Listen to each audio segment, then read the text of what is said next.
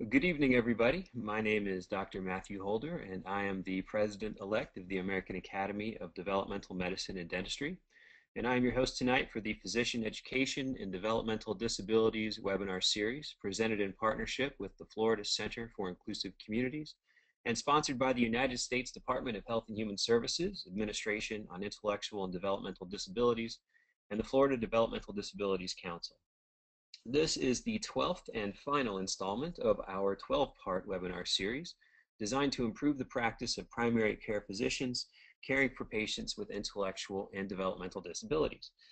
This webinar has been accredited by the American Academy of Family Physicians for 1 credit hour of AAFP prescribed credit and is recognized by the AMA as equivalent to 1 hour of AMA Category 1 credit. An archived recording of this presentation will be available in about 1 week, and at that point, all 12 parts of this series will be available at www.aadmd.org for CME credit, and will be available for the next 2 years for CME credit.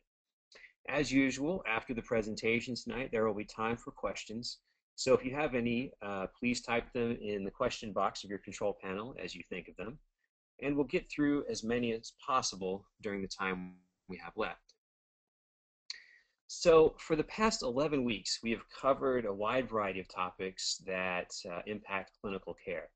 We started with a broad introduction to the field of developmental medicine. We covered some basic science with respect to this population and then focused on one of the first barriers to care, that of communication. From there, we talked at length about involving the patient in their care, respecting their right to self-determination, and how best to work with their circle of support. And then we moved the discussion into assembling accurate clinical information and promoting the well-being of our patients through targeted health promotion activities. In more recent weeks, we touched on transitioning patients from the pediatric system of care to the adult system of care.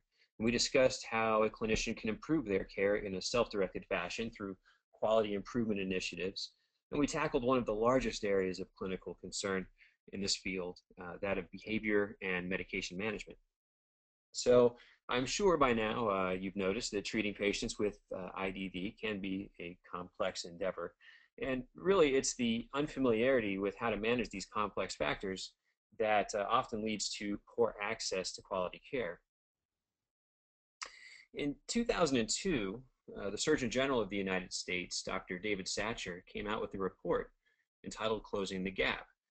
This report detailed the unmet health needs of this patient population.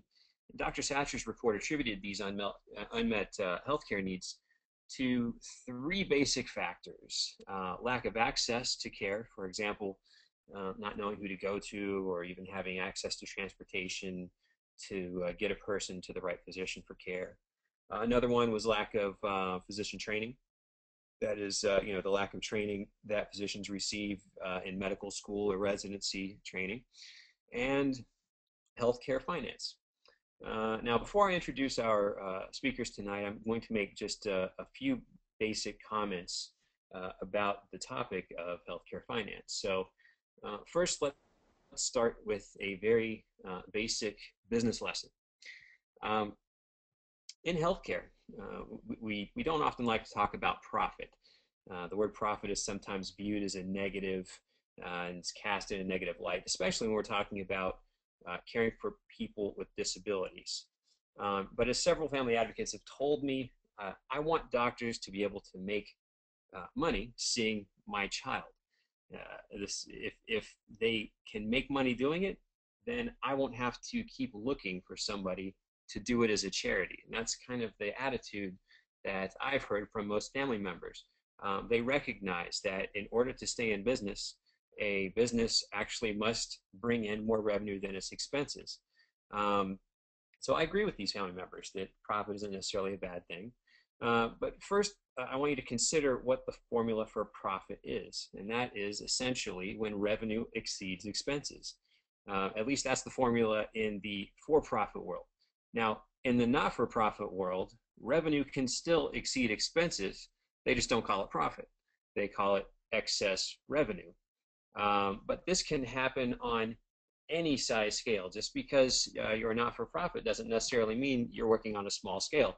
For example, in 2009, New York Presbyterian Hospital was the nation's 13th largest not-for-profit organization, and it had an excess revenue of almost $175 million. So I've heard of obscene profit. I've never heard of obscene excess revenue. But the fact is that when revenue exceeds expenses, whether you're a for-profit or a not-for-profit healthcare organization, that's what sustains you. And whether you are a for-profit or a not-for-profit organization, when expenses exceed revenue, that is the same no matter what, and that equals a loss. That's a business loss. And if you sustain a business loss over a long period of time, whether you are New York Presbyterian or a small private practice, for-profit organized as an S corporation, if you sustain a loss long enough, you will go bankrupt, and that's something that we want to avoid. So when it comes to treating patients with intellectual and developmental disabilities, our goal here is to ensure that that patients can receive the care that they need in the system of care that they're in a manner that doesn't incur a loss for the organization. So tonight I'm not really talking to the executive vice president of New York Presbyterian or Kaiser Permanente or some other large health system. Tonight we're really talking more to the practitioners. Maybe you have a solo practice, or you're part of a small group practice. Maybe you're the director of a small clinic. In most cases, especially in these smaller business models, profits or excess revenue, depending on how you're structured, are very small, very tight. And in fact, the business formula that you might actually describe this type of scenario with is more like the one up here on the screen. Basically, where patient revenue minus everybody's paycheck equals zero. That's kind of how a lot of small practices are structured. Basically, as long as you've got enough money to keep the lights on, and you can pay your employees, and the physician can take home a reasonable paycheck, and everything equals out, then that's good enough. In this type of environment, especially in a mature practice, however, time is generally a fixed commodity. So in this case, there are only a few ways to capture additional revenue for doing the work that you would be doing anyway, and especially with patients with intellectual and developmental disabilities. So either way, whatever you do, you are looking to increase your revenue per unit time. You can do this a couple of ways. So one way, for example, is to increase the patient throughput per unit time, or in other words, how many patients you see per unit time. Of course, if you do this, especially in the United States, you want to make sure that you do this without decreasing the quality of the care that you're providing. It's a very real issue. Another way of doing this is to get better at billing, so as to capture the reimbursement that for work that's performed, and we'll be talking about that a little bit later. And yet another way is to explore providing care in a different system, one that is more accommodating to this particular population. So what's the secret? What's the secret formula for making sure that you're not losing money while taking care of this population? Well, the first step, I think, is summarized best by this picture. And some of you may recognize this as a scene from the original Karate Kid movie. At this point in the movie, Daniel on the left here thinks that one day he's going to be trained to be a fighter by Mr. Miyagi, who is on the right. He is a sensei. And Daniel starts to get frustrated because all Mr. Miyagi has done has made him wax cars and paint fences and sweep floors. And it isn't until a little bit later on in the movie, when Daniel complains that he knows nothing about fighting, that Mr. Miyagi throws a punch at Daniel, and Daniel is able to block it with the movie's famous wax on, wax off technique. I guess you had to see the movie, but the point is that the audience at this point learns is taught a very important message, and that is one of transferable skill. And that is something that hopefully you will have gotten out of this webinar series and other series like this, other lectures in this particular field. You don't necessarily have to have an MBA or a CPA or a business analyst come to your practice and search for every possible opportunity to improve efficiency. By taking this series and by learning more about caring for patients with intellectual and developmental disabilities, you've already increased your throughput without even knowing it. You have already increased the number of patients with IDDD that you can see in a given time frame. And you've done so in a way that will probably increase the quality of that care you provide. So really, you just have to go out and give yourself the opportunity to use that skill by seeing more patients with IDD. So really, education is the first step. But beyond that, there are still some things you can do to alter the healthcare finance picture in your favor. Some of these are easier than others, but we just wanted to show you a range of options that are available. So before we talk about specific things that you can do in your practice, I would like to touch for a moment on cost-based options that exist. So cost-based models of healthcare really are just as they sound. Typically, they are hospitals or clinics or practices that work with a government entity to provide a service and are reimbursed for the actual, usually the annual, cost of that service. So, for example, if in a cost-based scenario, if a clinic costs $878,632 to run last year, then that is what the government, in theory, would pay this year for the operation of the clinic. Now, most people think that you have to be a government entity or a huge hospital system or a not-for-profit organization to be part of a cost-based system, but this isn't necessarily true. You can create your very own cost-based system. It's not always easy, but it can be done. So if you decide to pursue this type of system, there are basically two avenues that I would suggest checking into. Though there are a lot of ways to structure these. Basically, the delineation of the type of structure is based on the source of the cost-based funding. Really, are you involving the state government or are you involving the federal government? So I'm just going to talk about a state-funded scenario and a federally funded scenario of cost-based reimbursement. For the state-funded, I would like to just talk about an example that I operate here in Louisville, Kentucky. It's called the Underwood and Lee Clinic, and it's mainly a cost-based scenario that is state-funded. There is a small amount of federal funding that comes via Medicaid, but overall, it's a state-funded program. It is a patient care, teaching, and research model, and it focuses exclusively on intellectual and developmental disabilities, and actually exclusively on adults who have intellectual and developmental disabilities.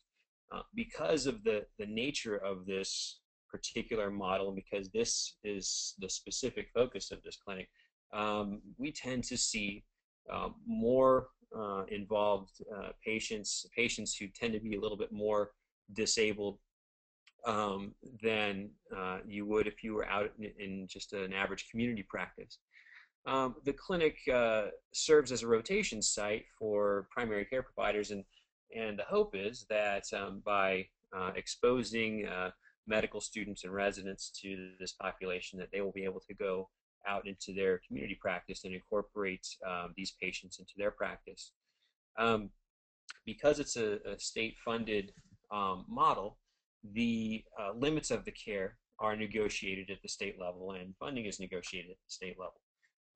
So that can be both a plus and a minus,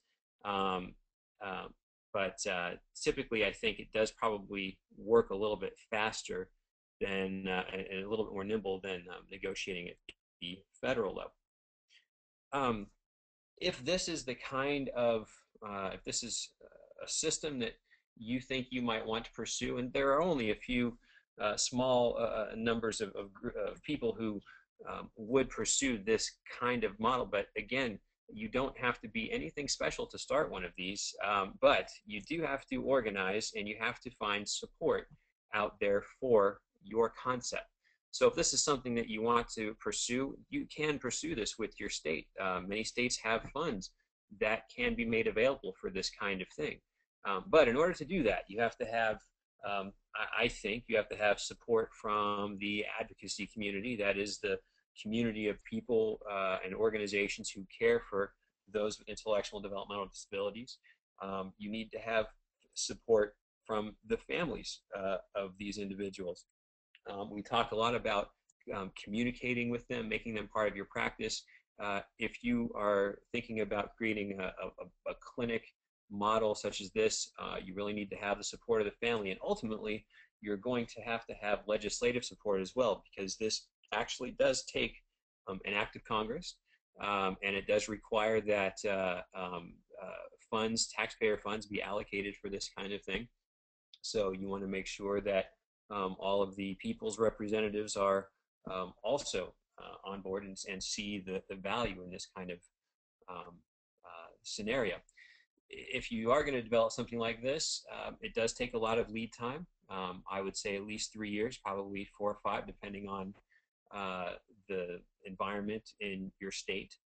And because it is funded through taxpayer dollars, and I would say this is going to be the same caveat for any type of publicly funded scenario, whether it's state funded or federally funded, there needs to be a continuous focus on quality, on the quality of care that you provide. Now, if you want to try that state funded path is a little bit less tried and true. There is another type of venue out there that is a little more of a well-traveled path, and that is the path of the federally qualified health center. Now, these are health centers that they have to be not-for-profit. They will. There is a whole process that a clinic can go through to become a federally qualified health center. It is a cost-based system, and anywhere that you see a green dot here in the United States map, there is a federally qualified health center. Here's a map of Florida, and again, anywhere where you see a green dot, there is a federally qualified health center. And as you can see, basically in this map, most of the counties in Florida happen to have these. Now, federally qualified health centers are essentially designated to treat all medically underserved populations, not just people with intellectual and developmental disabilities. So they actually can be a good referral source, even if you are a private practice physician and you don't work in this system. They can be a good referral source for you, for your patients. However, these systems tend to be under a lot of the same constraints as other practices, and sometimes they lack some continuity of care. They have a lot of the same barriers to care because they are not necessarily focused on this population. Encounter time can become an issue. Lack of training can be an issue, and so some FQHCs aren't treating a large number of people with intellectual and developmental disabilities. If you work at an FQHC, I hope you'll take leadership in changing that. If you refer to that, if you are a referrer to an FQHC, then it might be a good idea to have some discussions with them about taking this particular population. I do want to just go off on a small tangent here, and that is something that I mentioned earlier, that FQHCs are designated to treat medically underserved populations. But it's interesting to note that people with intellectual and developmental disabilities are not officially considered a medically underserved population by the federal government. yet. Uh, Now, who thinks that they are? Well, just about everybody in the intellectual and developmental disabilities field would agree that this is a medically underserved population. AAIDD, the AADMD, the ARC, you can just about name any organization out there, national organization, and I think they would agree that this isn't a medically underserved population. Surgeon General Satcher's whole report that came out in 2002 essentially detailed all of the reasons why this is a medically underserved population. And even the American Medical Association, as recently as 2010, passed a resolution that stated that they felt that this was a medically underserved population and that the federal government should be encouraged to designate this population as such. So, as a medically underserved population, if this population were designated as such, this could lead to better reimbursement strategies. This could mean more research dollars and could lead to tuition reimbursement and repayment programs, such as those that are in place for people who work in rural areas or treat other classically medically underserved populations. At a federal level, I would like to ask you to consider joining the movement to have this population declared as medically underserved, because we think that that will make a little bit of a difference in terms of reimbursement. But and also, if you are thinking about working with the federal government and working under a cost-based system, then just know that you can apply even to become an FQHC or a rural health center. And we're going to be hearing more about that in just a moment. What I would like to do now is, now that I had a chance to make those comments, I would like to introduce the other speakers that we have tonight. Joining me tonight are Dr. Alice Pomidor and Dr. Tom Curry. Dr. Pomidor is a family practice geriatrician who has been in both academic and community practice for over 20 years, actively teaching medical students, residents, fellows, and other healthcare professionals. She graduated with both her medical and Master's of Public Health degrees from Northwestern University in Chicago, completed her family medicine residency training in Northeastern Ohio at Akron General Medical Center, and did her 2-year geriatrics fellowship at Metro Health Medical Center in Cleveland. Dr. Pomidor moved to Florida in 2003 and is now a professor in the Department of Geriatrics at the Florida State University College of Medicine in Tallahassee. Her activities have included being medical director of long-term care facilities and retirement communities, providing care for persons with developmental delay living independently and in group homes, and end-of-life care. And she currently teaches medical students at FSU and provides wound care at Tallahassee Memorial Wound Healing Center. But before we hear from Dr. Pomidor, I'd like to introduce Dr. Tom Curry. Dr. Curry graduated from the College of William and Mary with a BS in chemistry in 1978 and from the Medical College of Virginia in 1982. He did his internship in general surgery and then completed an internal medicine residency. Subsequently, he spent 2 years in a nephrology fellowship, and he and his wife, Dr. Elizabeth Curry, moved to Gainesville, Florida in 1987, where she started her residency in pediatrics, and he completed a 3rd year of nephrology fellowship at the University of Florida. Dr. Curry stayed at the University of Florida after completion of his fellowship for an additional year as a clinical instructor in nephrology and director of dialysis. After his wife completed her residency, the family moved to Cape San Blas in Florida. In 1995, they established their private practice in rural Franklin County, Florida, and moved to adjacent Gulf County in 1996. They have been practicing primary care medicine at their independent rural health clinic in Port St. Joe, Florida, since that time. They have worked side by side managing all aspects of their practice, including in-house billing, and they have been providers for Florida Medicaid and Children's Medical Services. Up until January of 2012, Dr. Elizabeth Curry was the only full-time pediatrician serving both Franklin and Gulf counties. And she provided care to many of the disabled children, some of whom she has passed on to her husband's practice when they reached 21 years of age. Dr. Thomas Curry has also been the principal physician for the Gulf County ARC for the past 12 years. So with that, I would like to turn the presentation over to Dr. Curry for his comments. Dr. Curry, can you hear me? Yep, thank you Right, for that wonderful introduction. Yeah, I am Tom Curry. I am trained in internal medicine. My practice is general internal medicine, and my wife and I share an office, and we actually our desks are right next to each other. So we have a fairly small practice in a very rural area. Our county has 15,000 people.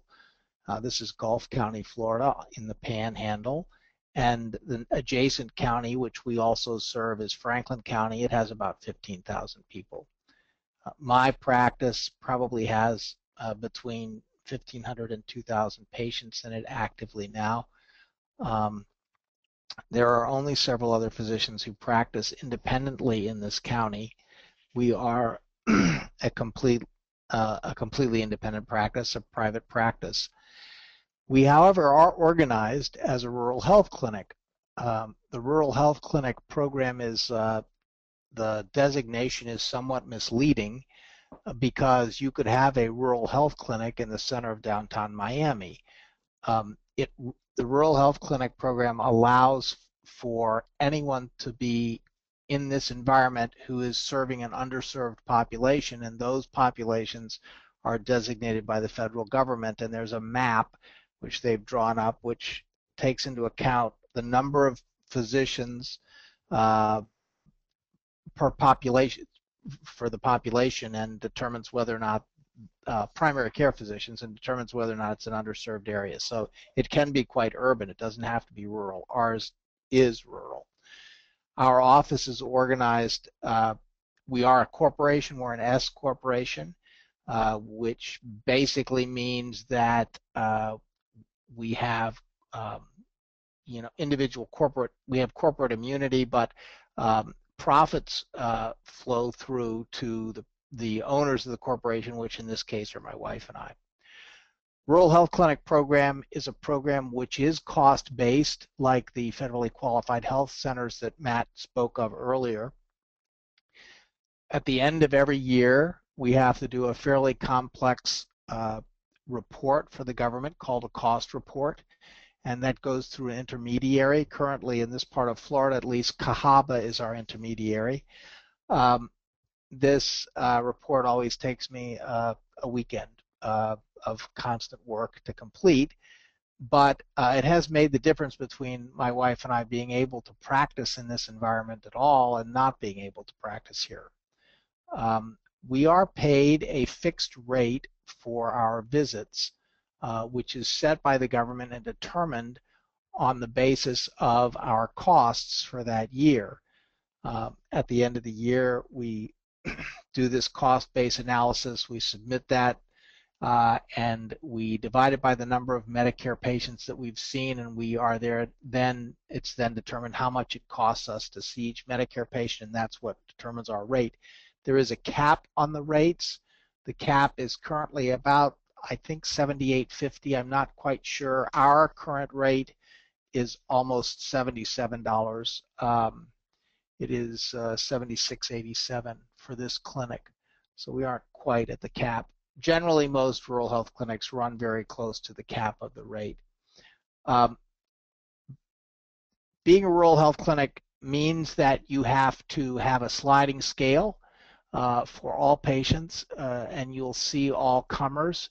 That doesn't mean that you have to have walk-ins. We don't. For example, in the adult practice, my practice has been basically full for probably 10 years, and I take referrals from other physicians and family members, but we don't see walk-ins. Everything is by appointment. My wife, on the other hand, is a pediatrician, does see walk-ins in the morning. The rural health clinic designation basically means that we have to show that we are non-discriminatory. And I think that in a rural area, that's it's not difficult to have that be your underlying practice, because you wouldn't survive anyways if you were. We do take care of a number of IDD patients. We have Gulf ARC as our client, and I have a number of patients who've been passed through from my wife's practice. She has basically, as Matt mentioned, been the only pediatrician in the 2 counties for a long time until last year, when another pediatrician came to the county. So all of the kids that are here, that grew up here, have passed through her practice and into mine if they have disabilities. I would say that the taking care of ambulatory patients with disabilities, once you start doing it, is no more difficult. It's a little different, but no more difficult than taking care of the general internal medicine patient, and sometimes much more delightful. It is the patients and the caregivers are often very grateful, and sometimes the patients are just fun to be with, and a nice break in the day. So it's not they don't have complaints which are usually out of proportion to the actual problem that they have, and that sometimes is very nice to have in the middle of your busy day. Some services that we provide are not covered under the Rural Health Clinic program. We can't bill for them independently. So if you had a straight Medicare practice and you were only seeing Medicare patients who were likely to pay their deductibles, it might not be a good road to travel.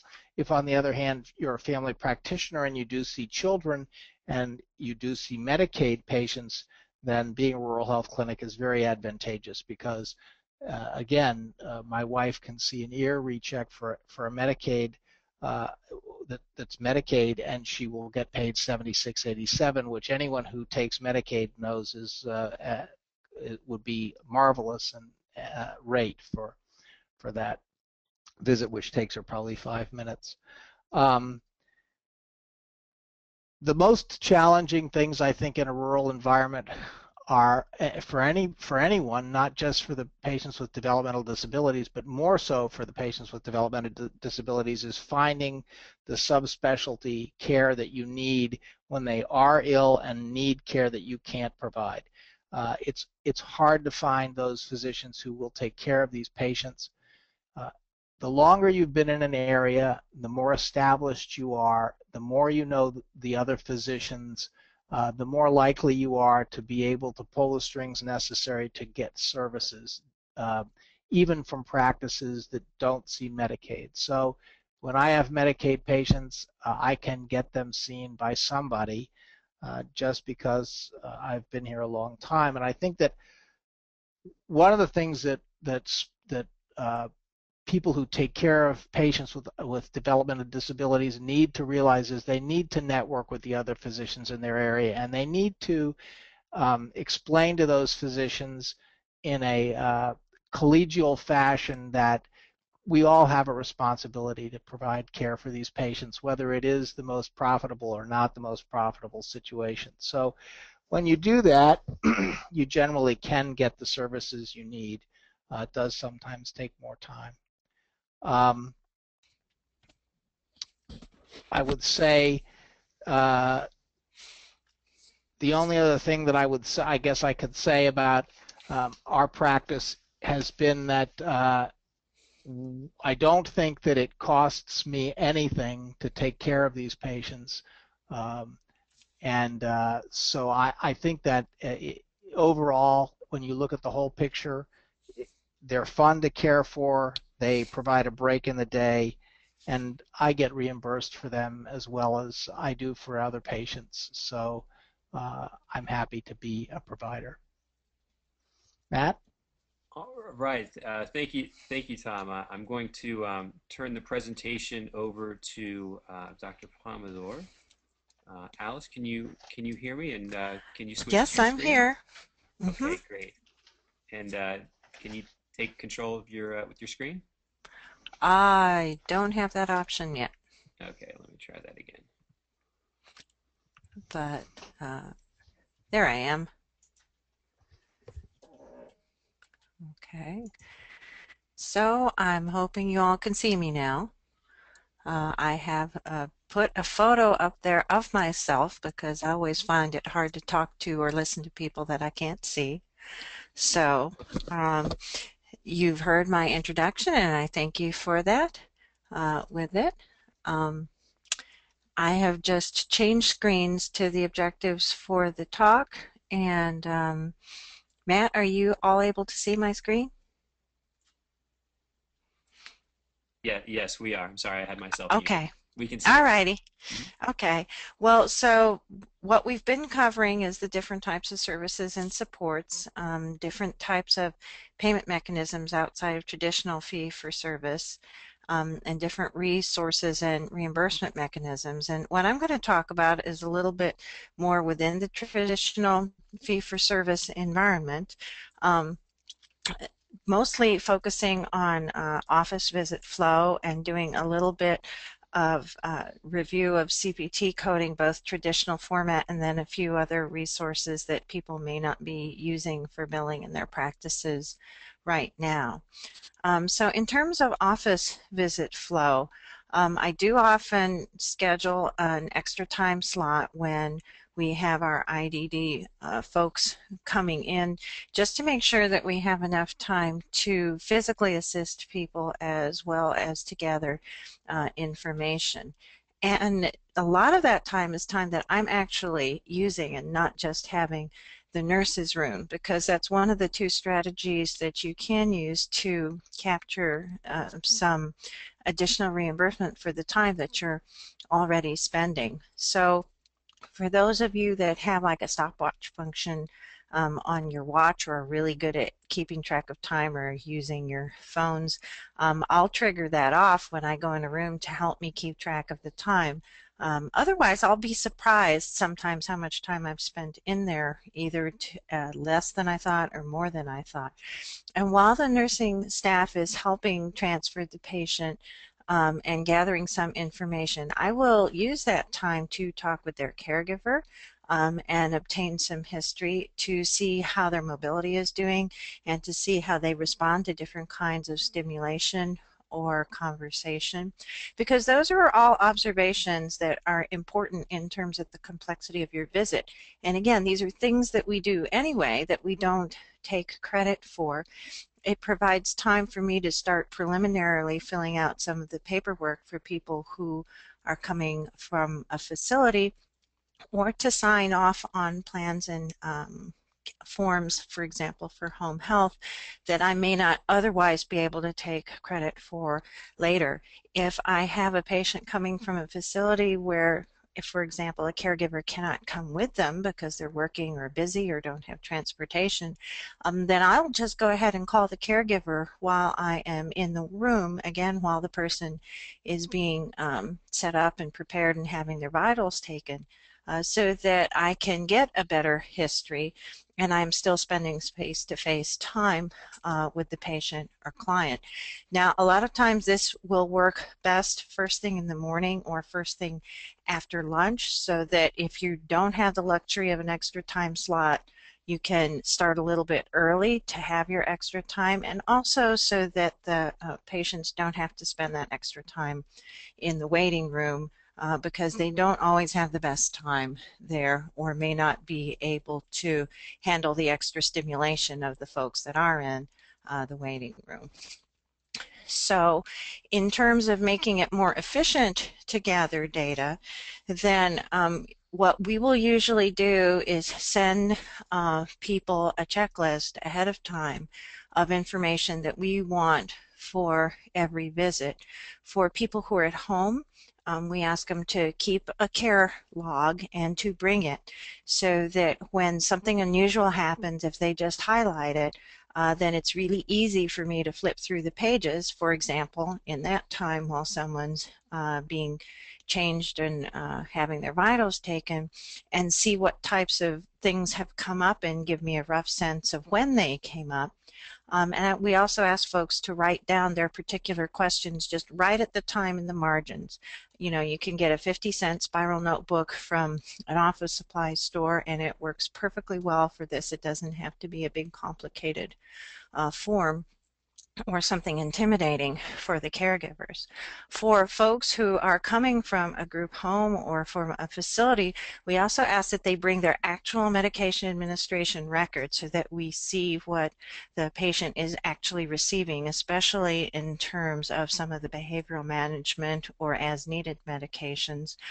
And that they also bring any information from any other providers they saw, since a lot of these folks will have multiple morbidities and they may have a cardiologist or they may have a nephrologist, depending what the pattern is for their disability.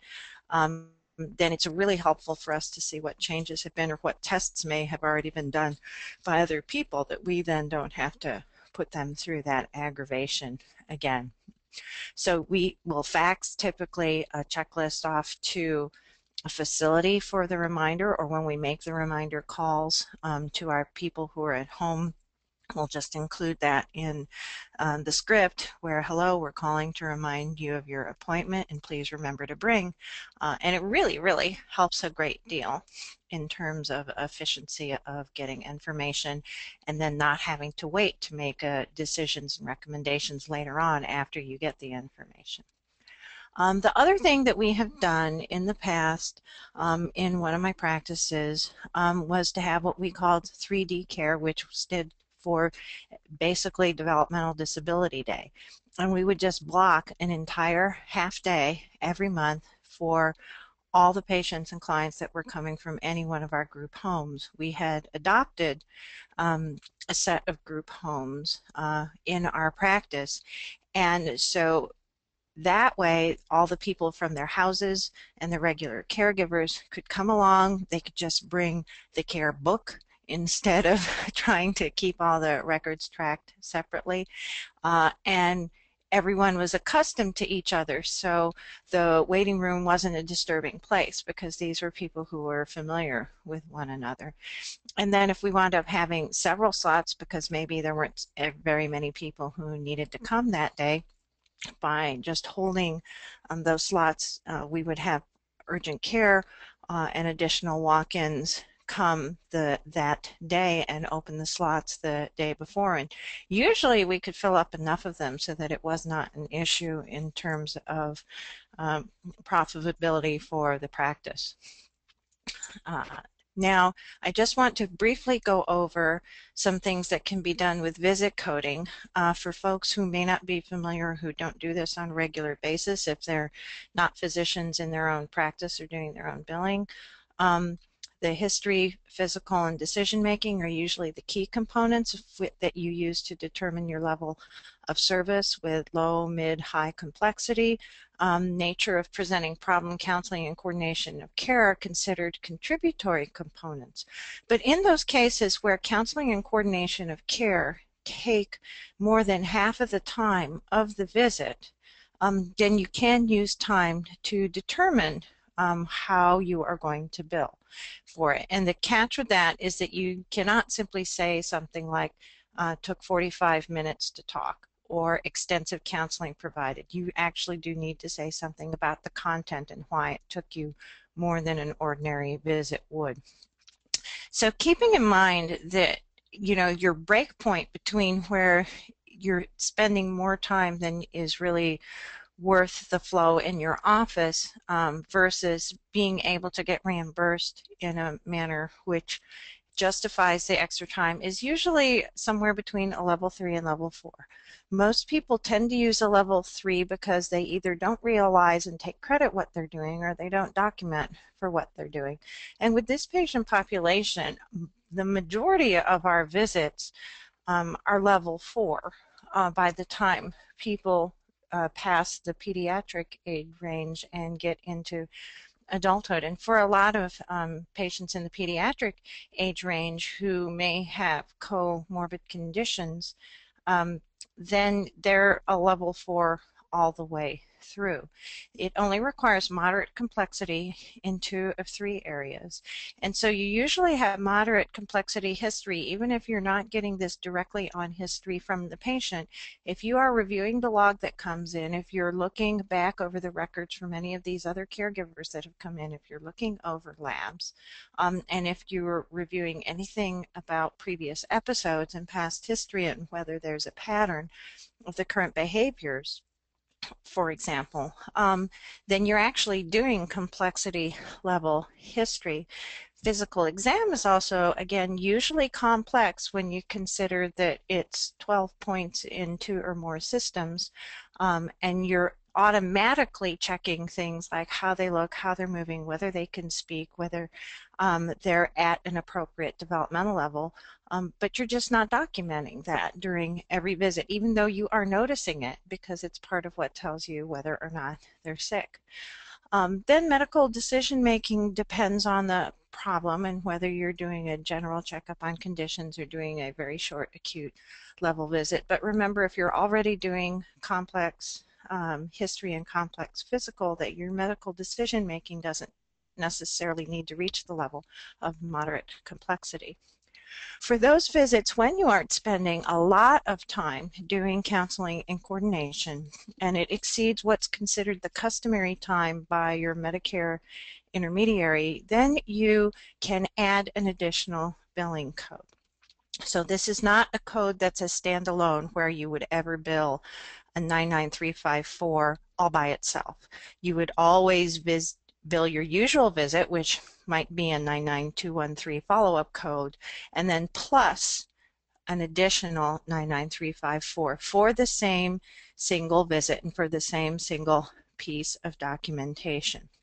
So a 5-4 is for when it takes an hour longer than a typical visit, and a 5-5 is for any 30 minutes beyond that. So you may at times wind up billing for additional 5-5 codes if you're doing a lot of care in your office to support someone.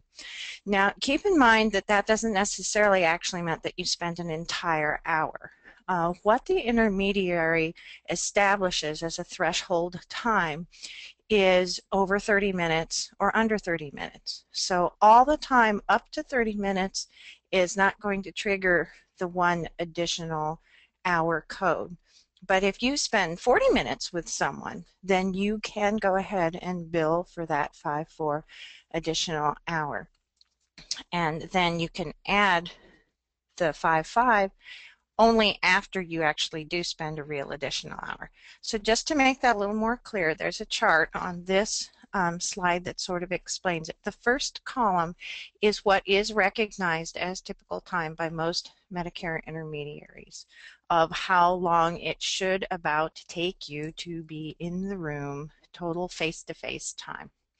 So if, for example, I am going to bill a 99214 code because I have spent time in the room watching the patient, doing their physical, signing the care plans, talking to the caregivers, and then it turns out we discover a problem where we're going to have to contact the primary spokesperson for the patient to obtain permission for a referral or for a procedure, and there's additional complex issues that have come up.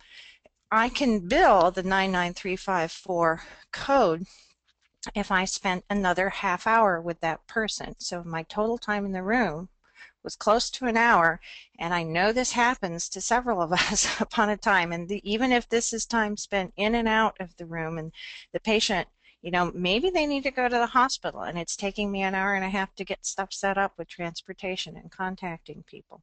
I can bill for that additional time even if I didn't actually spend a full 85 minutes with that patient. However, if I am then going to code for additional time because actually things are delayed and they got sicker, and we went in and we put an IV in just to tank someone up while we were waiting for the transportation to come. Then you see that the threshold time is an additional 75 minutes because that's the real 60 minutes for the 5-4 code, and then that threshold for an additional 30, which is only 15 minutes of that additional 30 minutes, because again, you can round up or you can round down. So if you spend a little time thinking about this chart, then it helps you recognize in what situations and with recognizing how much time you spend with someone when you're going to be able to use an additional visit code. And then I just want to move on very quickly because I know we only have a few minutes left. For the care plan oversight that I mentioned, if you are not doing things like certification for home health services in the room, you do have some time with the patient not being present to just review the plan of care and affirm that you already did your face-to-face visit with the patient. This is just for completing the paperwork for certification and recertification. Now this also has to be done by the physician who is the physician of record. It can't be signing off of your partners, for example. And then if you are going to do additional care supervision for any of these reasons, which include changing plan of care, looking at labs, talking to other people who are involved in care. And keep in mind, it does not have to be the agency staff, and you can't take credit for your nurse talking to the agency staff. It has to be you talking to someone, but it could be you talking to the cardiologist. It could be you talking to the physical therapist. You just need to track those in one place in your chart, and then you are able to bill an additional code of 30 minutes of care plan oversight per month for any patient for whom you are spending that much time. There are a few other restrictions. It can't be routine post-op. You cannot do this if you are a medical director for the agency that's providing care, but you can bill at the current allowance of $104 monthly for doing this kind of oversight. And some of the phone time, for example, that Dr. Curry was talking about, where you have to talk to people about the services that your patients need, that could be one of the components that goes into the log that you keep for getting additional reimbursement for this kind of services. So these are some of the primary links, primary source information if you're interested in looking and reading more about these types of strategies for capturing additional revenue. And I think I'll leave it at that now so that we have some time for questions. All right. Thank you, Alice. Let's see. Tom, can you hear me? Yes. Yeah. All right. Great. Just wanted to make sure I have everybody live. Alice, could you put this on the next slide? I just want to cover how people can get their certificate really quickly. Here, if you want to get your CME certificate, just go to www.bitly.com/PEDD 2012. From there, you sign in and or register. If you are just registering for the first time, check your spam folder in case you have not received the confirmation email, because sometimes they end up there. If you have any issues, just go to www.aadmd.org/contact. Or just hit the contact button and one of us will help you with the system. From there you can complete your survey and also take our quiz on tonight's webinar or any of the previous webinars, and the passing score is 7 out of 10. And the certificate, once you pass, will be displayed and emailed to you automatically. Okay, so we have just a couple of questions tonight. Luckily this is a pretty straightforward topic, and I want to thank both of you for doing a great job making comments. Dr. Curry, the first question I had was from the audience was for you, which was very straightforward. How does somebody become a rural health clinic? And could you describe that process a little bit? Sure. It's been a long time since we actually did it. So I don't want to tell you that I know exactly what hoops you might have to jump through right now, but you can get online at CMS and find out what the medically underserved map is and determine whether or not you're in such an area. If you are, then you potentially can apply. The application process is pretty complex. You have to show where you're going to practice. You have to report your credentials. You have to report on your business model. For example, if you're incorporated, you have to have your papers of incorporation provided. You have to have send them your address. This is all done through CMS to your intermediary. In this part of Florida, the intermediary is Cahaba Benefits, and it's different than the straight Medicare intermediary, which is First Coast, I think out of Jacksonville here. So if you're interested in becoming a rural health clinic, the first step would be to you can get online. You can go to the CMS website. There on the CMS website there is a special tab for rural health clinics. You can go there and find out what's actually required now for the application process. It is difficult. Eventually, to get approved, you will get an inspection by CMS, and you will have to have things like a provider manual, a procedures manual, and it takes some time to actually get approved. But it is a very valuable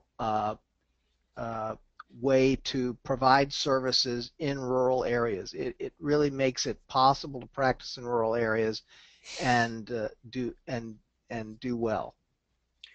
And as a follow-up question to that, are there any, from your perspective as a private practice, are there any additional liability concerns that or legal concerns, or I don't know, other kinds of bureaucratic concerns, I guess, that might come along with this designation? No, I mean, you do, as I mentioned when I was speaking, you do have to do a cost report for CMS every year. Now, there are a lot of people out there who will do the cost report for you, but it's sort of like when you do your taxes, your personal taxes. By the time you've collected all the information, it's almost, it still takes a few hours, but collecting all the information is the hardest part. Every year you have to collect that information, and you will then have to put it in a format which now has to be electronic and transmit that to your intermediary. It's very comprehensive. It basically is like redoing your taxes in a Medicare format that they designate every year just for them. And there are a number of organizations in the country that specialize in doing rural health clinic cost reports, and the cost of the cost report, which is usually not exorbitant. We've never done it that way, but it probably would be less than a couple $1,000. The cost of the cost report is part of the cost, so you get reimbursed for it in the end. But there are no special liabilities. There's nothing. I mean, the same. I'm sure. Well, I can only imagine that the same fraud criteria would apply if you were, trying to defraud the government. But, as like a standard Medicaid provider. Yeah, any standard Medicaid or Medicare service, you have to tell them what you did, and it should be what you did. So. Okay. All right. Thank you. Thanks so much. Alice, I had a question or two for you too. One fairly straightforward was about, I think when you were talking about being able to bill for additional time, and the question was whether or not communication difficulties could be a justification for billing for extra time.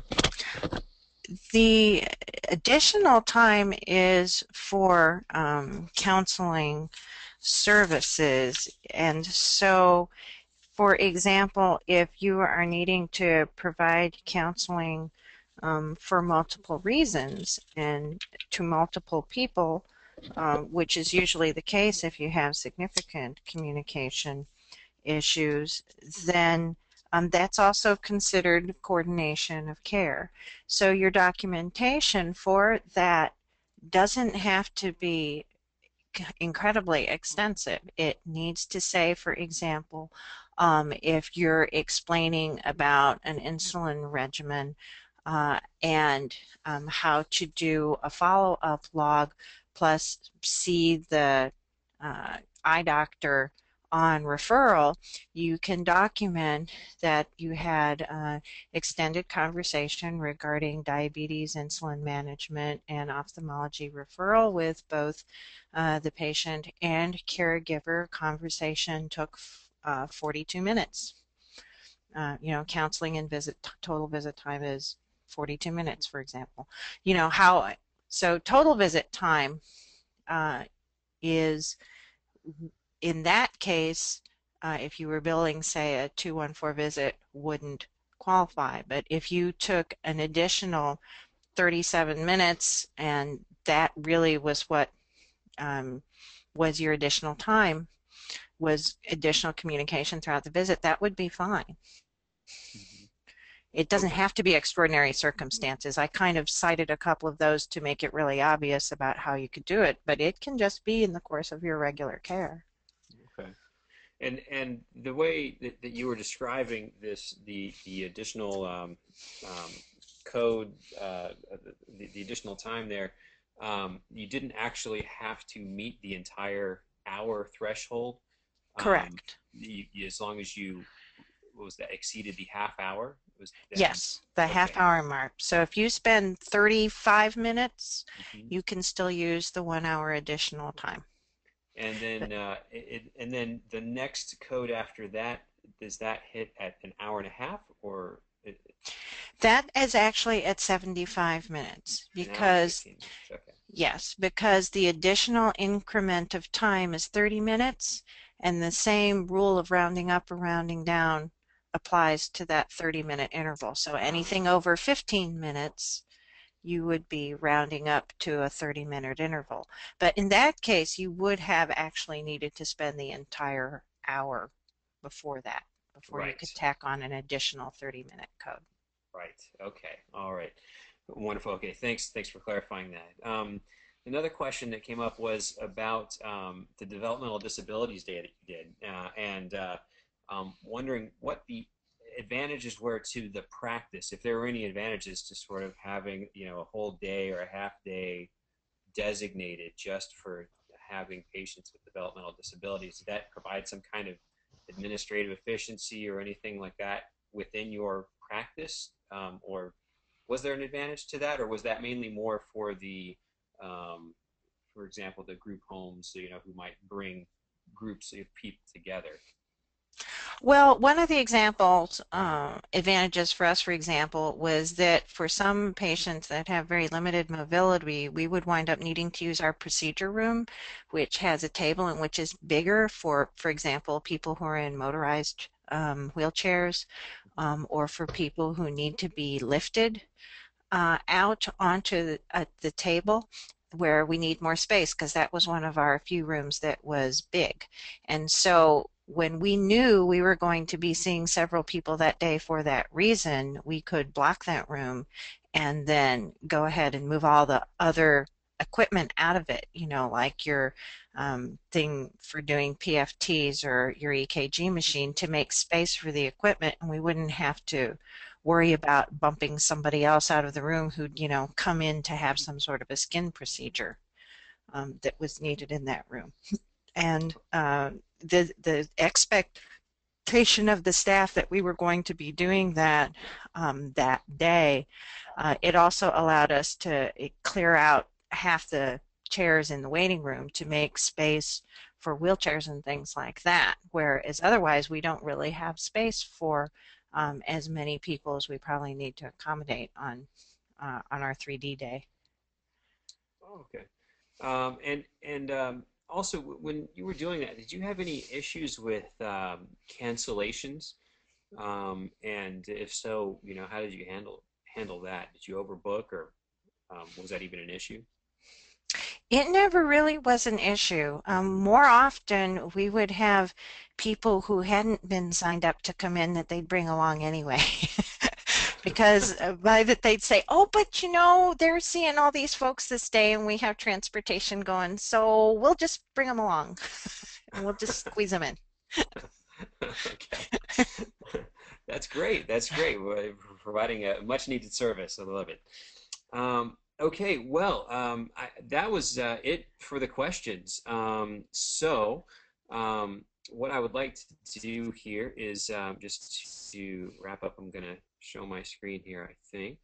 Um, I would like to thank all of you for attending our final installment of the PEDD webinar series, and especially like to thank Dr. Curry and Dr. Pomodoro for their perspectives on the complex issue of healthcare financing.